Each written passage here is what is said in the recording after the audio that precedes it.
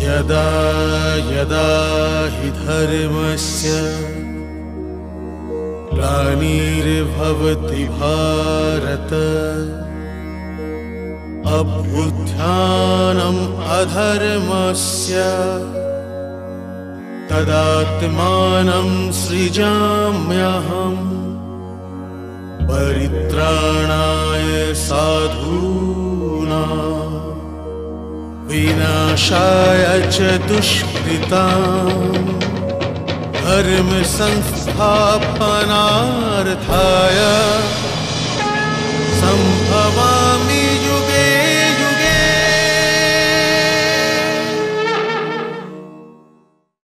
এখন এই যুদ্ধ নিজের সমাপ্তির নিঃশ্বাস নিতে শুরু করে দিয়েছে। কাল যখন ইতিহাসের লেখকরা এই মহাযুদ্ধর হিসেব করতে বসবে, তখন চিন্তাতে পড়ে যাবে যে এই মহাযুদ্ধ ভারতকেই নয়, বরং সমস্ত সংসারের জন্য কতটা মূল্যবান হয়ে গেছে। তুলার দুটো পাল্লা নিচে ওপর হতে থাকবে, আর ও এটা ভাবতে থাকবে যে এই বাণিজ্য লোকসানের হয়েছে নাকি লাভের। কেমন কেমন লোকেরা শেষ হয়ে গেছে সব দেহের এই বাজারে, কিন্তু ও এই সিদ্ধান্তে তো নিঃসন্দেহে পৌঁছবে যে জীবনের নৈতিক আর সামাজিক মূল্য যে দামেতেই পাওয়া যায় তা সস্তা। এই বাজারে সবচেয়ে কম দামি জিনিস হলো স্বয়ং জীবন।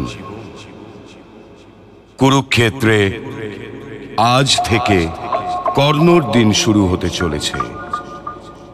আমি ছাড়া এটা কেউ জানেই না যে কর্ণর এই দিন কত দিনের হবে। তবে আমি আপনাকে এখনই এটা কেন বলবো যে কর্ণর এই দিন কতগুলো সূর্যোদয় আর কতগুলো সূর্যাস্ত দেখবে। মদ্র নরেশ কর্ণের সারথি তো হয়েছে, কিন্তু ওর সুরক্ষার দিকে নজর দেবার পরিবর্তে ও কর্ণর ব্যক্তিত্ব থেকে সাহস আর আত্মবিশ্বাসের পর্দা এমনভাবে খোলবার চেষ্টা করে চলেছে যেমন কেউ পেঁয়াজের খোসাকে খুলতে থাকে।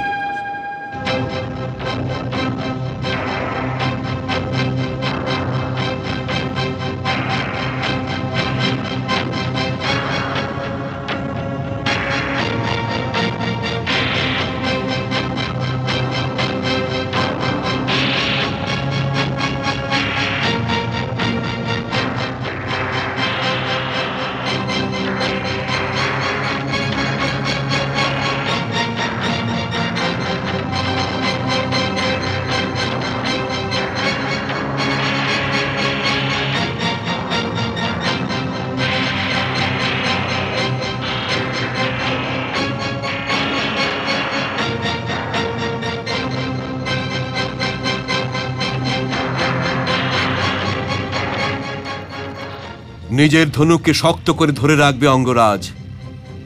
সেটা অর্জুনের ভয়ের কারণে হাত থেকে ছুটে বেরিয়ে যেতে পারে। অর্জুন তো আসলে অর্জুনই, তাই না অঙ্গরাজ? ওর মুখোমুখি তো স্বয়ং ইন্দ্র ভগবানও দাঁড়াতে পারবেন না, কারণ এখনো সমস্ত দিব্যাস্ত্র তো অর্জুনের কাছেই আছে, তাই না? আমি স্বয়ং মহাদেবের কথা বলতে পারবো না, কিন্তু আর তো কেউই অর্জুনের সামনে দাঁড়াতেই পারবে না। হে মদ্র নরেশ, আপনি দুর্যোধনের কর্মের দণ্ড আমাকে কেন দিচ্ছেন? আমি আপনার সাথে তো কখনো কোনো ছল করিনি। আমি তো আপনার কাছে প্রার্থনা করেছিলাম, আর আপনি নিজেই স্বীকৃতি দিয়ে আমাকে সম্মানিত করেছিলেন। আমি তখনও আপনার কাছে এই নিবেদনই করেছিলাম যে অর্জুনের সারথি বাসুদেব হবেন, তাই আমারও ওই রকমই সারথি চাই। ওই দিন তো আপনি আমাকে এটা একবারও বলেননি, নরেশ, অর্জুনের সাথে তুমি কি যুদ্ধ করবে কর্ণ, কারণ ওর সামনে তো স্বয়ং দেবেন্দ্র টিকতে পারেন না। তবে কি এই দিনটার জন্যই প্রতীক্ষা করছিলেন, যখন আমি কৌরব সেনাদের সেনাপতি হব তখন আপনি আমাকে এই সব বলবেন? হে নরেশ, আমি অর্জুনকে আপনার থেকে আরো অনেক বেশি জানি, কিন্তু আমিও রাধেও গঙ্গাপুত্র ভীষ্ম আর আচার্য দ্রোণের মতন যোদ্ধাদের গুরু ভাই। আমার গুরু কখনো আমাকে ভয়ে ভীত হতে শিক্ষা দেননি। এই জন্য আপনি কৃপা করে রথ চালান। সারথীর এটাও কর্তব্য অঙ্গরাজ যে সে নিজের রথীকে তার ভালো মন্দ বোঝায়। অর্জুনের সারথীও যুদ্ধ আরম্ভের পূর্বেই রণভূমিতে ওকে বুঝিয়ে দিয়েছিল কিনা বলাটা আমার কর্তব্য। মানার না মানার অধিকার আপনার।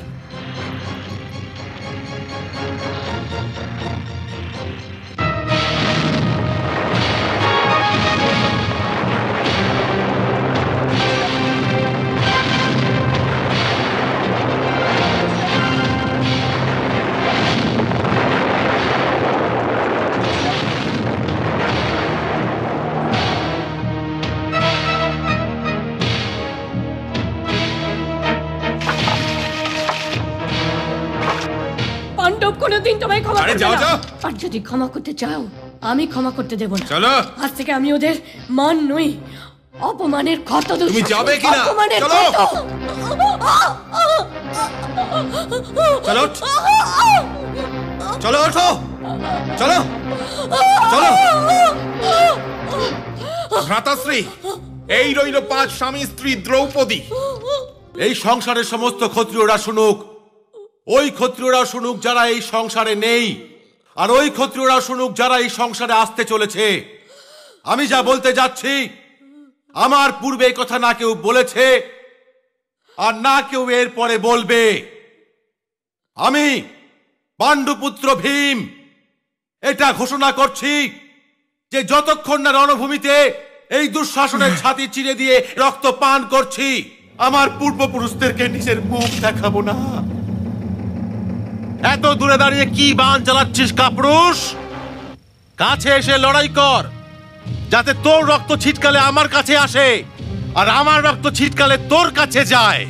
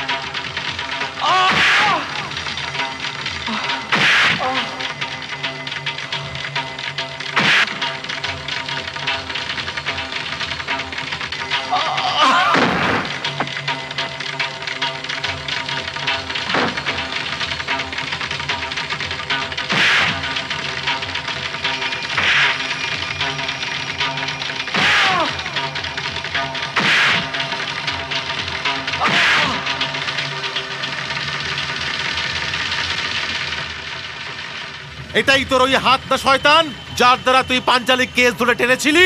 হ্যাঁ,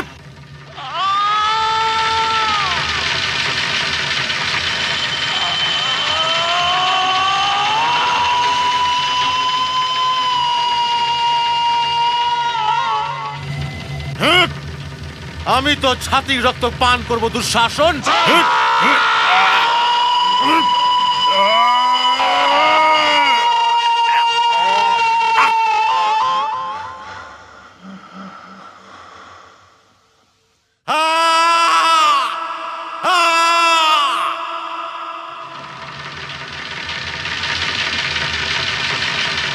তুমি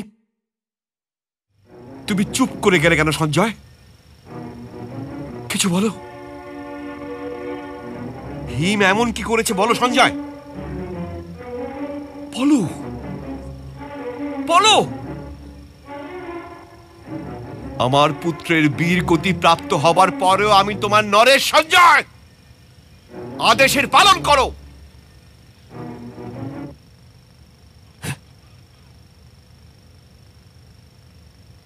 রাজকুমার দুঃশাসন বীরগতি প্রাপ্ত হয়ে গেছেন মহারাজ।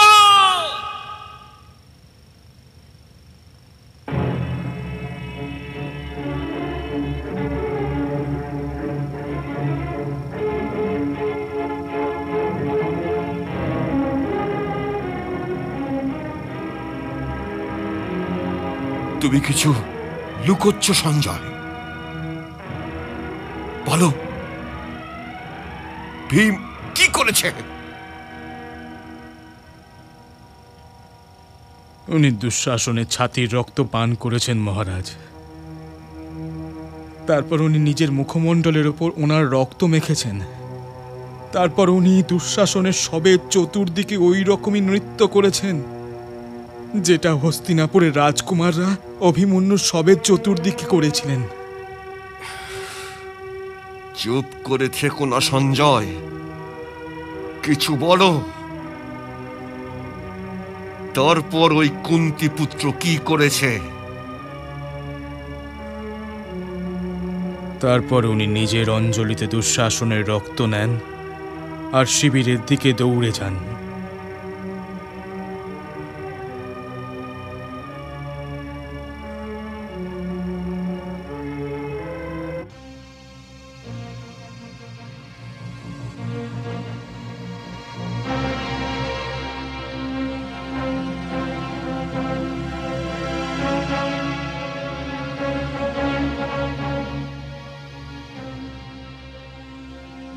পাঞ্চালি,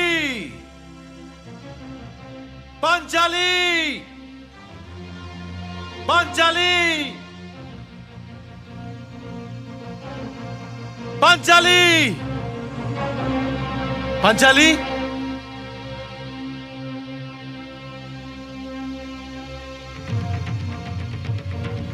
পাঞ্চালি,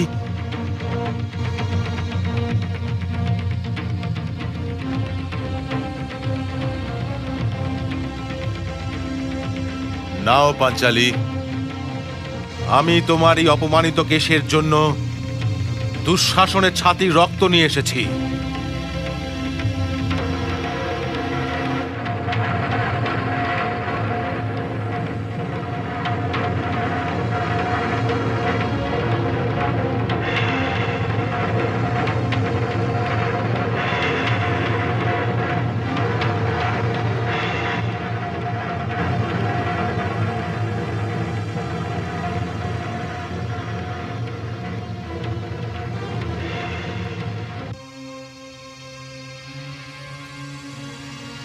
আমি ভীমকে ক্ষমা করব না সঞ্জয়, আমি ভীমকে কখনোই ক্ষমা করব না। এটা তো যুদ্ধ নয়, বর্বরতা।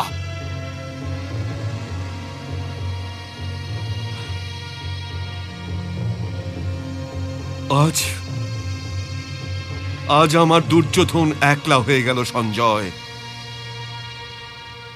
রণভূমিতে কাউকে না কাউকে তো একা হয়ে যেতেই হয় মহারাজ।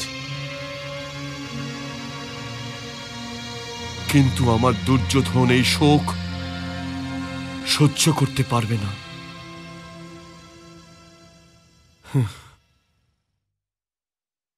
দেখো তো ওর কাছে এই সময় কারা রয়েছে।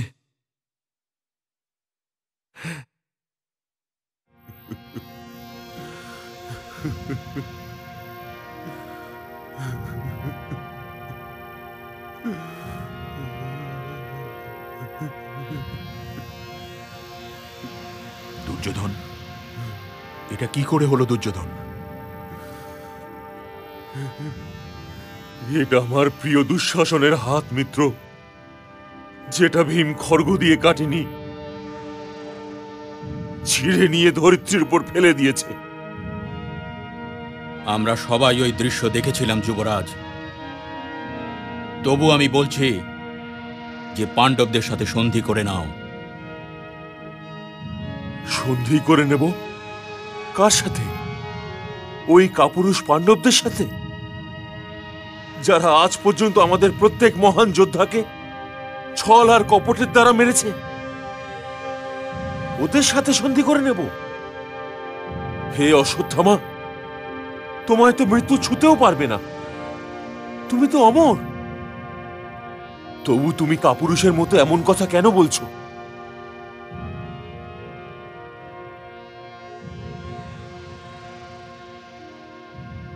তুমি ওদের সাথে সন্ধি করতে চাইছো যারা আমার পিতামহ ভীষ্মকে কপটতার দ্বারা মেরেছে? ওদের সাথে সন্ধি করতে চাইছো যারা আচার্য দ্রোণকে কপটতার দ্বারা মেরেছে? তুমি কি ওদের ক্ষমা করে দিয়েছো? তুমি কি নিজের পিতাশ্রীর বধের কথা ভুলে গেছো? না তো আমি কখনো ওদের ক্ষমা করতে পারবো মিত্র, আর না কখনো নিজের পিতার বধ ভুলতে পারবো। কিন্তু এটা আমার ব্যক্তিগত সমস্যা। এই সময় আমি সন্ধির কথা এই জন্য বলে চলেছি কারণ সন্ধি রাষ্ট্রের হিতের পক্ষে। কিসের রাষ্ট্র অশ্বত্থামা? ওই সোনার উপর রাজমুকুট কোনো রাষ্ট্র নয়, ওই কাঠের সিংহাসনও রাষ্ট্র নয়। রাষ্ট্র হচ্ছি আমি।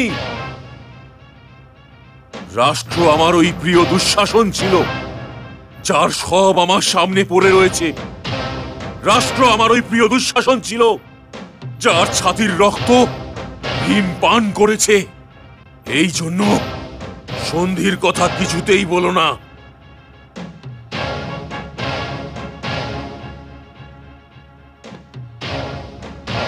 সেনাপতি, আমি পাণ্ডবদের সব দেখতে চাই।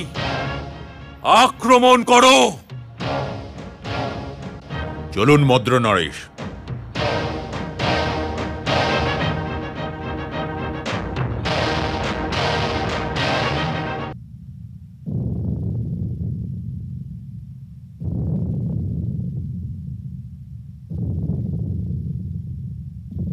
আমি তো পূর্বেই বলেছিলাম অঙ্গরাজ যে অর্জুন আর ভীমের বিরুদ্ধে যুদ্ধ করাটা কোনো ক্রীড়া নয়। এখন ঘাবড়াবেন না। যদি সৈনিকরা দেখতে পায় যে ওদের প্রধান সেনাপতি সংকোচের মধ্যে রয়েছে, তবে তোরা যুদ্ধই করতে পারবে না। আপনি হস্তিনাপুরের সিংহাসনের অন্তিম আশা বিন্দু অঙ্গরাজ। এই জন্য নিজের ভয়কে লুকান। আপনি রথ চালান মদ্র নরেশ। যুদ্ধের কলা আমিও ভালোই জানি। যখন দুই যোদ্ধা যুদ্ধ করেন তখন একজন বিজয় প্রাপ্ত করেন আর দ্বিতীয়জন বীরগতি প্রাপ্ত হন। আপনি আমার রথকে অর্জুনের রথের দিকে নিয়ে চলুন। চলুন।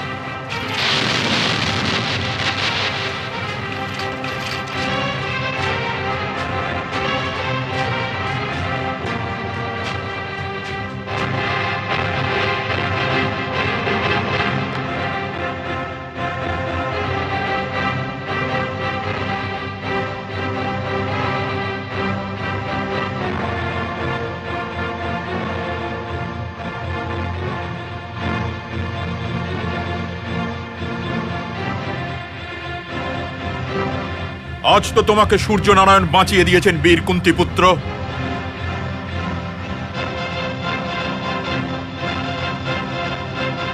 চলুন মদ্রনরেশ, শিবিরের দিকে নিয়ে চলুন।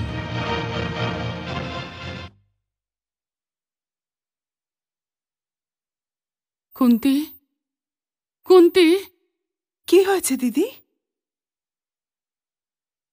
আপনি আমায় কেন ডেকে পাঠালেন না? এখানে এসে বলবার মতো কথা ছিল, তবে তোমাকে কি করে ডেকে পাঠাতাম?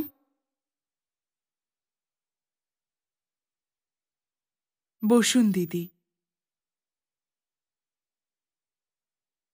আপনি কার শোক প্রকাশ করতে এসেছেন? আজ তো কেবল আমার প্রিয় দুঃশাসনের শোকের দিন ছিল। এখন তো আমার চোখের অশ্রু আসে না কুন্তি। চোখ দুটো বলে যে, হে গান্ধারী, আমি আর কতক্ষণ কাঁদব তোমার হয়ে? আজ আমার ওই দিনের কথা মনে পড়ছে, যখন জ্যেষ্ঠ তাতশ্রী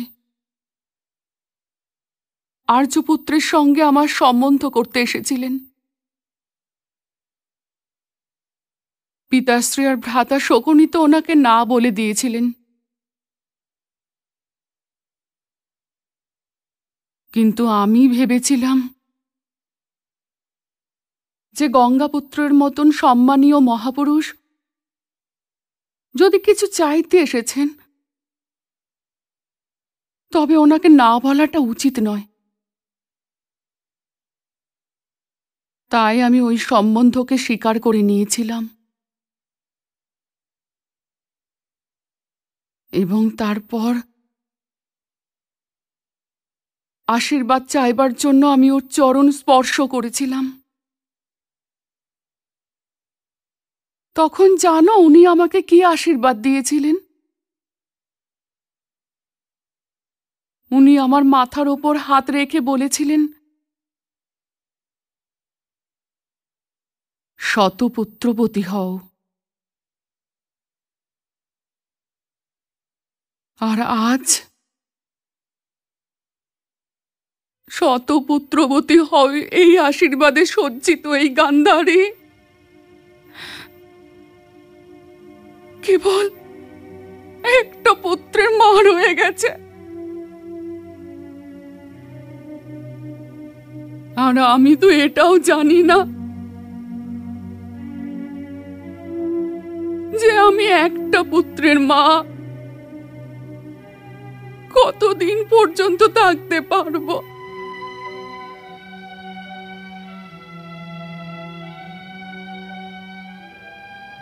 জ্যেষ্ঠ তাতশ্রী জানি না কতগুলো বাণবিদ্ধ হয়েছেন, তার সংখ্যা তো আমার জানা নেই, কিন্তু আমি মোট কতগুলো বাণবিদ্ধ হয়েছি তার গণনা আমি ভালোই জানি।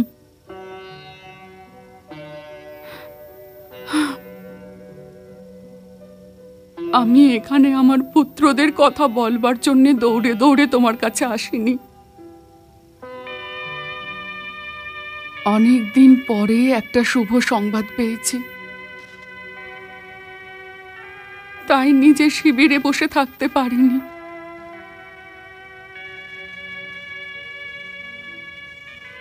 এই রণভূমিতে কি কোনো শুভ সংবাদের জন্য কোনো স্থান শূন্য আছে দিদি? হ্যাঁ, শুভ সংবাদ নিজের জন্য স্থান তৈরি করেই নেয় কুন্তি। আজ সূর্যদেব বড়ই কৃপা করেছেন। সূর্যদেব? তবে তবে কি আমার অর্জুন? হ্যাঁ, অর্জুন।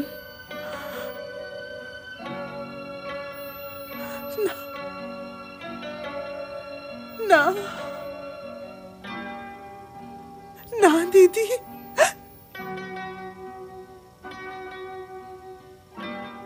আর আপনি আপনি একে শুভ সংবাদ বলছেন? তবে আর কি বলবো? যদি সূর্যাস্ত না হয়ে যেত তবে আমার প্রিয় অর্জুন বীর গতি প্রাপ্ত হয়ে যেত। দিদি, দিদি, আমি তো সূর্যদেবের কাছে ঋণী হয়ে গেছি। আমি তো সূর্যদেবের কাছে ঋণী হয়ে গেছি।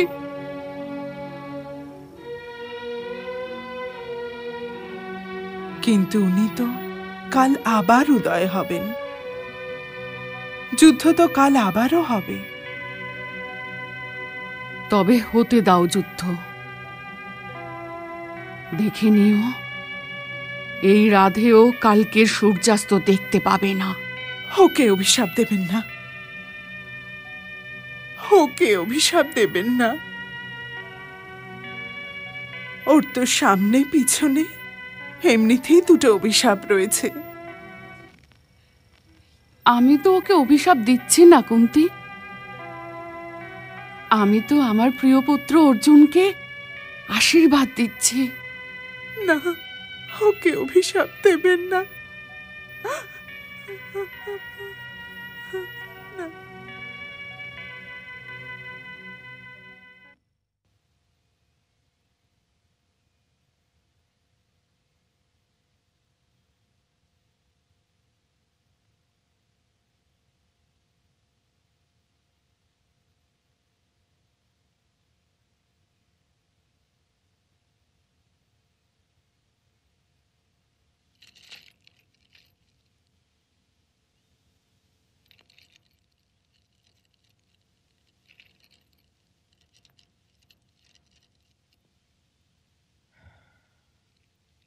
কোনো সমস্যা পার্থ?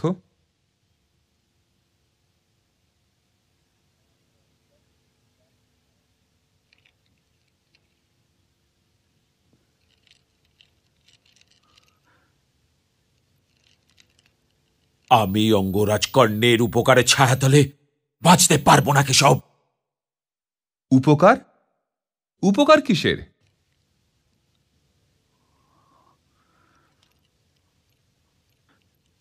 ও আমাকে বধ করে দিতে পারত,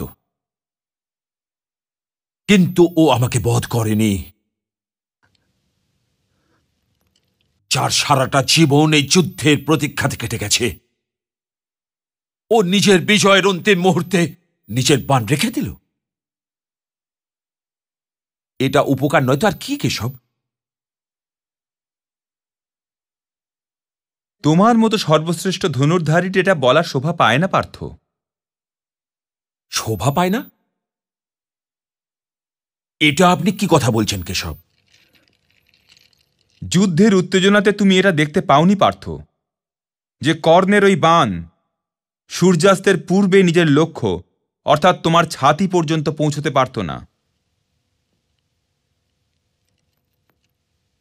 উনি নিজের বাণ আটকে দিয়ে একটা বার্তা পাঠিয়েছিলেন।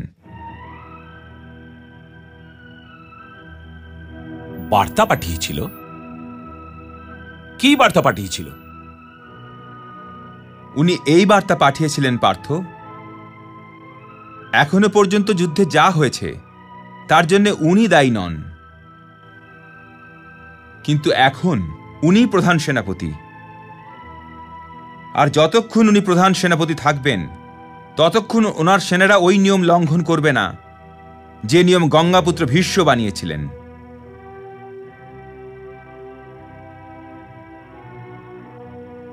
কিন্তু ও এই বার্তা কেন পাঠিয়েছিল কেশব? এই প্রশ্ন তুমি আমাকে কেন করছো পার্থ?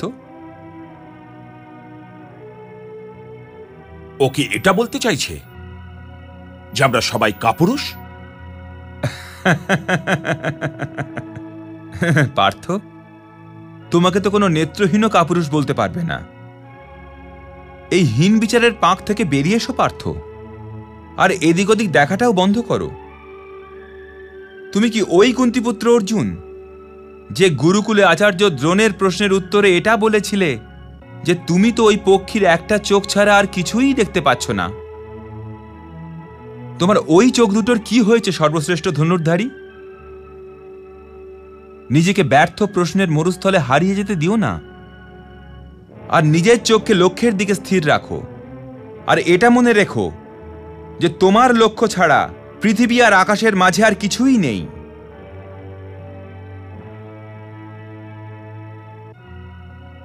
কাল যখন অঙ্গরাজ কর্ণের সাথে মুখোমুখি হবে পার্থ, তখন নিজের খেয়াল আজকের ঘটনার দিকে যেতে দিও না মিত্র, কারণ আজকের দিন তো চলে গেছে। আর অঙ্গরাজ কর্ণ তোমার অন্তিম লক্ষ্য।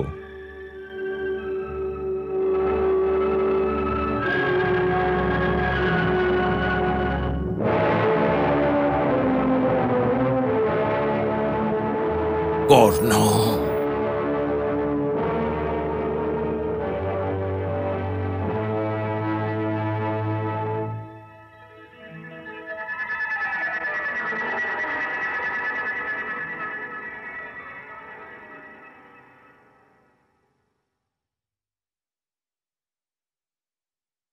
আজ জয় তোমার হাতে ছিল মিত্র, কিন্তু তুমি তাকে চলে যেতে দিয়েছ।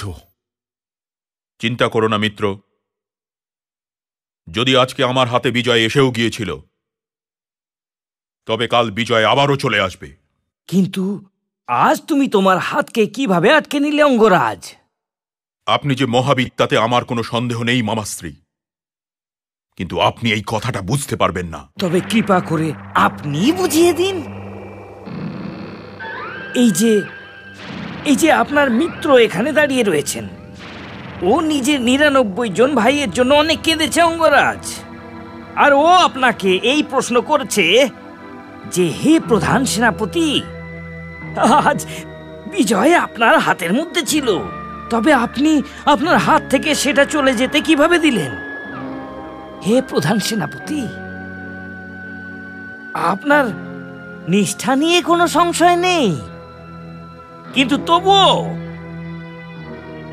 এই প্রশ্নের বিছে আপনার মিত্রকে বারবার দংশন করে চলেছে।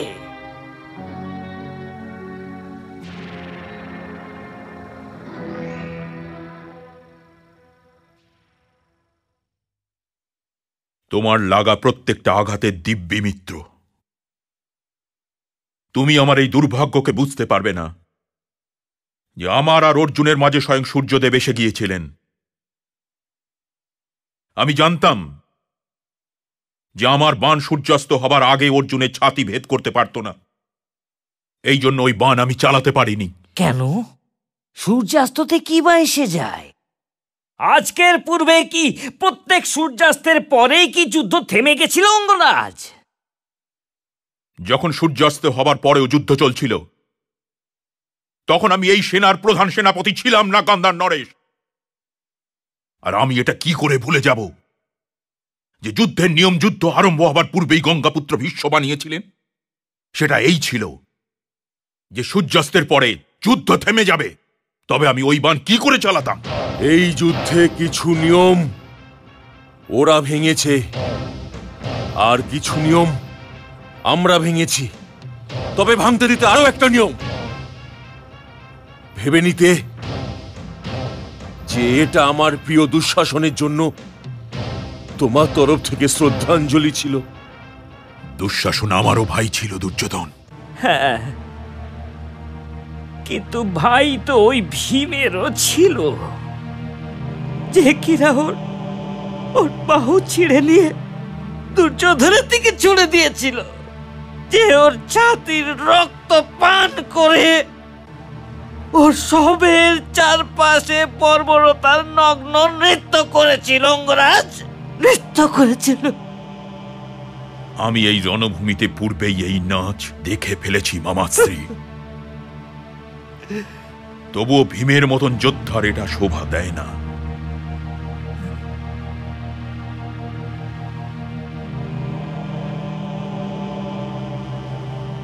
আমার সমস্যাটা বোঝো মিত্র।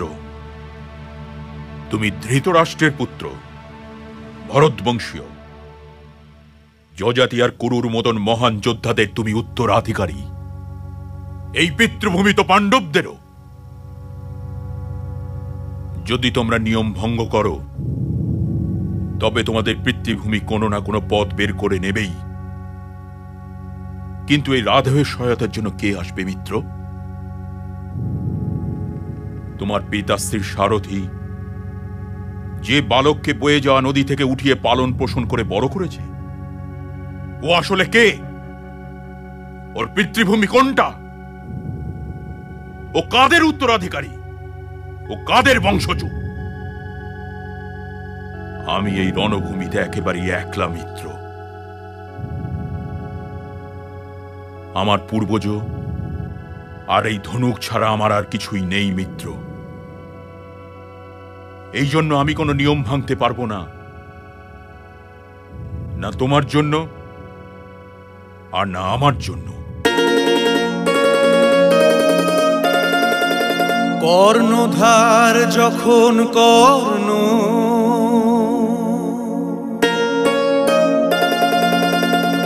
নিয়ম হবে না ভঙ্গ। দানবীরের এই বীরত্ব